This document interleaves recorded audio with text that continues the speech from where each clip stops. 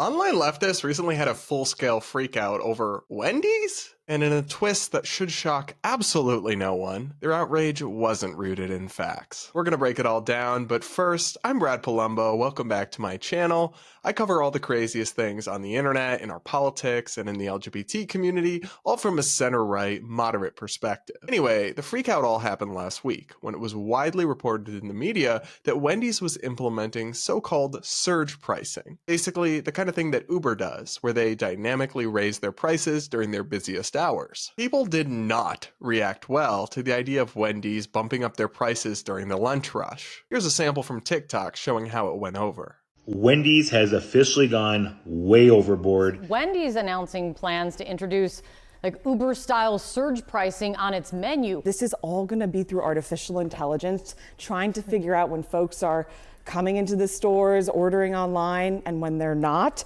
When there is a huge rush, prices will go up. When there's not, prices will go down. Here's the risk, though. People hate surge pricing. Yeah. They hate it. You know when I'll be there? Never. If you are any other restaurant, do not do this. I'm telling you, Wendy's is going to have a revolt. They might as well outperform all other fast food companies in figuring out ways to screw over their customers. This is like a munchies tax. Exactly. I'm just saying, I hear.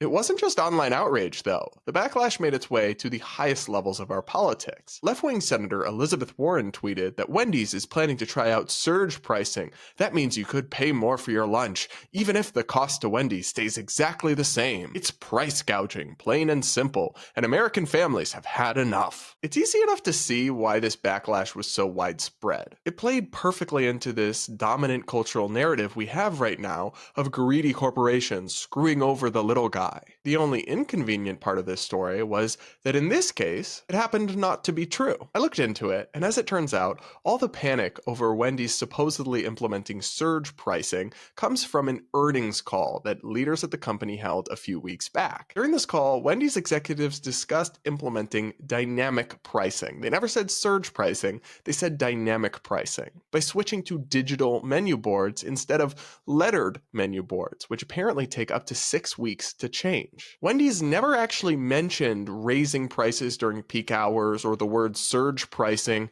like Uber does. All of that was added as media spin. Instead, by dynamic pricing, it seems that they only meant changing their prices more regularly rather than weeks and weeks later after they have an idea for how to change prices. We said these menu boards would give us more flexibility to change the display of featured items, Wendy's clarified in a statement. This was misconstrued in some media reports as an intent to raise prices when demand is highest at our restaurants. We have no plans to do that and would not raise prices when our customers are visiting us most. Wendy's pointed out that switching to digital menu boards will allow them to do things like lowering the price of lemonade during a heat surge or lowering the price of a Frosty during the 4th of July. All things that are impossible to do if you have an inefficient system where it takes 6 weeks to change your prices on the menus. So, like is so often the case when people on the far left freak out, it really does seem like all this mania was unwarranted in the first place. But even if Wendy's was implementing this kind of surge pricing, the Uber-style prices,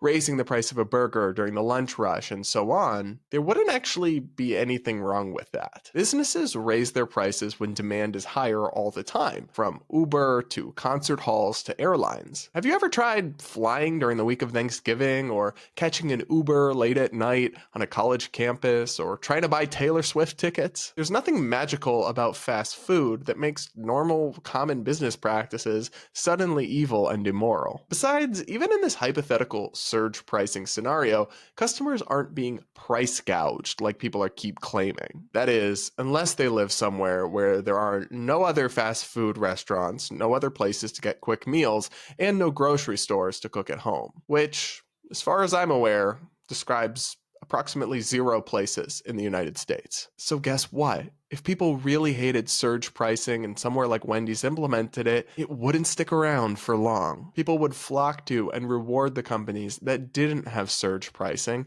and those companies would get more money and make more profit, so they would have every incentive to undercut Wendy's and offer it without the surge pricing. Because there are so many different options for fast food or quick meals, and it's not a monopoly or anything close to it, this kind of scheme couldn't be forced onto people in a free market if people really hated it and voted with their wallets. So this whole story is just another reminder of why Americans really need to double check things before they get all outraged over something being reported by the media. And it's yet more proof that too many public figures lack any understanding of basic economics. Alright guys, that's it for this video. Let me know in the comments below what you thought of this whole story, and please do consider subscribing and sticking around, maybe even turning on those bell notifications. And with that, I'll see you all in my next video. But if you're somehow not sick of me yet, you can go here or here to check out some of my other content you might just enjoy.